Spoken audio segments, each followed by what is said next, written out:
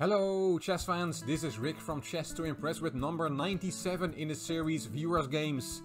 And also a new move in the legendary match of myself against the Chess to Impress viewers. But first the viewers game, it is from Quentin. Hi Rick, I learned chess when I was a kid but did not play or very little for almost 30 years. Then I realized that it's an activity I'd like my daughter and now her brother too to get into. So I started relearning and just got completely hooked. That's the spirit, Quentin. My daughter is not really playing yet, but she's slowly getting more intrigued about it. I like to hear that. I played as black in this game against a 14-year-old or so girl, playing really fast.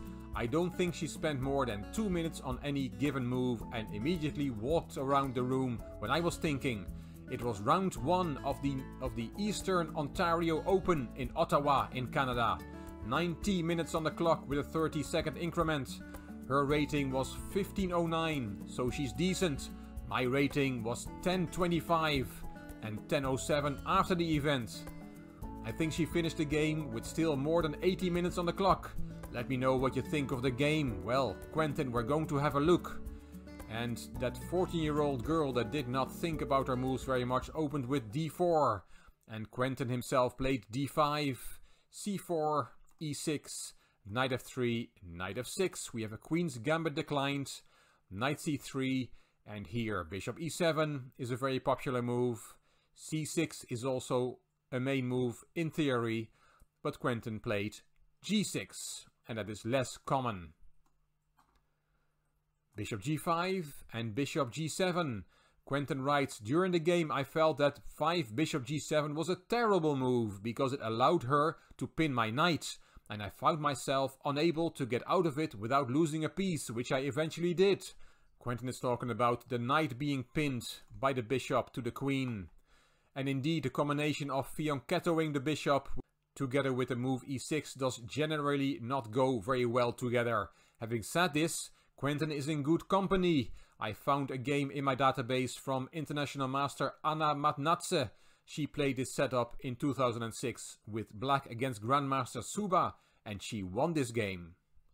So it's not all that bad, Quentin. e3 from white, and here castling.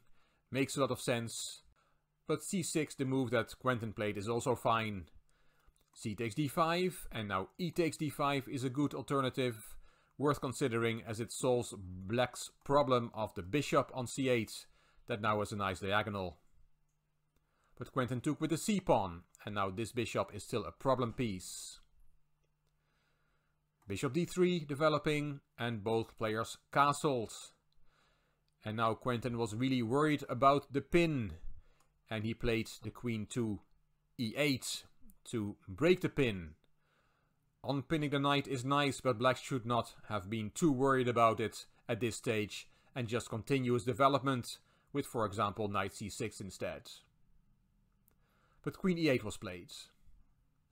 Knight b5, and now white has a threat of knight c7 with a fork.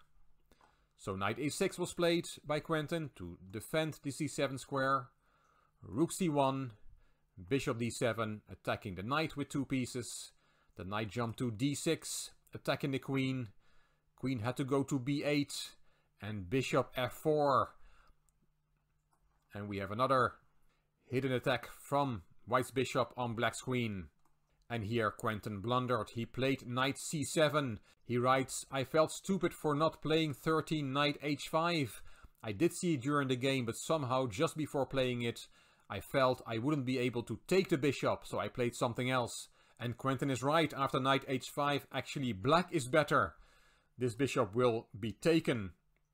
For example, knight b5, you have to be careful, you don't want to lose that knight. After knight takes f4, that knight would be hanging on d6. E takes f4, bishop takes b5, bishop takes b5, and queen takes f4. Black has won a pawn and is better here. So indeed, knight h5 in this position would have been the right move. Unfortunately, Quentin made a mistake. Knight c7 is a bad move. It's blocking the bishop diagonal to the queen, but it doesn't work. The engine likes knight takes f7 a lot.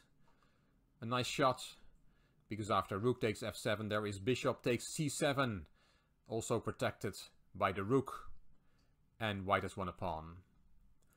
But white played it differently. After knight c7 she played queen c2, simply attacking the knight on c7, which is now attacked twice and only defended by the queen. Here bishop c6 does not really help, because there is a nice shot. Knight takes b7. If you take that piece, then queen takes c7 and white has won a pawn again. And if after knight takes b7 you take with the queen, then the bishop is hanging. And again, white has won a pawn. She has an extra pawn on b2. But after queen c2, Quentin did not play bishop c6, he played knight f2 e8. And this does not work. And it's no surprise it doesn't work, as black's pieces look like they are stuck in a big knot. Black is trying to keep everything together, plug all the holes, but it all looks quite unnatural. Knight takes e8 is a simple refutation, simply removing the defender of the knight on c7, which is now not protected well enough, and the knight cannot take back on e8 because it is pinned still to the bishop. So after rook takes e8, queen takes c7, simply picks up a piece.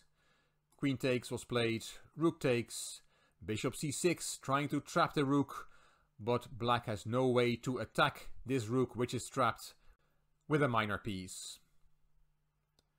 Knight e5, nice move, attacking the bishop. Rook a to c8, that rook was swapped. And another very natural move, rook c1, natural and strong. Bishop d7, nice move from Quentin, putting the bishop on an unprotected square, hoping that white will take it. It would be a big blunder, because after knight takes d7, taking that unprotected piece, the rook is hanging with check. And black is back in the game. But this girl did not fall for that. After bishop d7, she just took on c8. Bishop takes, king f1, bringing the king closer in the endgame. White is a piece up, is simply winning. f6, kicking the knight back. Knight went back to f3. King f7, king e2, a6, king d2. White keeps improving her king. Bishop d7 and king c3. Here Quentin decided he had enough and he resigned. He says, I resigned pretty early. It was an evening game and the way she was playing, there's nothing I could have done. Being a full piece down with a much worse king and no compensation at all. At the time I felt crushed, but I think the computer sees things differently. I lost in round 2 to an at most 10-year-old kid, even though I felt I had a better position until a blunder near the end. That definitely made me question things. I did a tournament back in the fall and then this one to try and make my chess playing a more social activity, and also to show my daughter that kids can play the game pretty well, boy or girl. But playing against kids can be very frustrating because they are not interested in analyzing the game, and even during the game they don't take the time to think at all. I skipped round 3, but I eventually played someone past puberty in round 4. I had played kids in all 5 rounds of the first tournament, which was a much better experience. Please do mention that while it can be frustrating to play kids, there's something beautiful in seeing them play so naturally. I certainly hope my own children will soon enough be able to just get the game in a way that I will never be able to, because my brains are just not flexible enough anymore. So all in all, it wasn't too bad, and I probably try again later this year. Very nice to hear Quentin's thoughts on this game and on this tournament. Thank you, Quentin, for sharing this game. I always think that we learn a lot more from losses than from wins, so I commend you for sending in a loss, even if it was a painful one.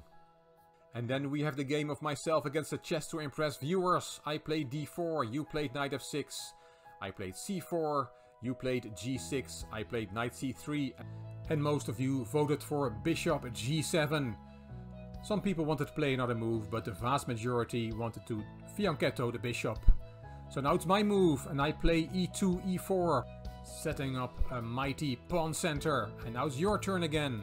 So, what move would you play on the 4th move for black? Please put it in the comments of this video. And the next move, so your 4th move and my 5th move, will be published in next Sunday's Viewers Game number 98. Hope you will take part in our game. If you do, you can win a chess book, because I will raffle one at the end of the game amongst everybody who has taken part in this game. I hope you enjoyed this video where we had a look at Quentin's adventures in an over-the-board tournament. If you did, please give it a thumbs up, please subscribe to the Chess to Impress channel, and please leave a comment. I will read them all and I will reply to them all. If you liked the video, it would be great if you could share it on social media by clicking the share button on YouTube. You can find me on Instagram, on Twitter and on Facebook, and I hope you will join us in the game that I'm playing against the Chess to Impress viewers. This is Rick for Chess to Impress. Thank you for watching.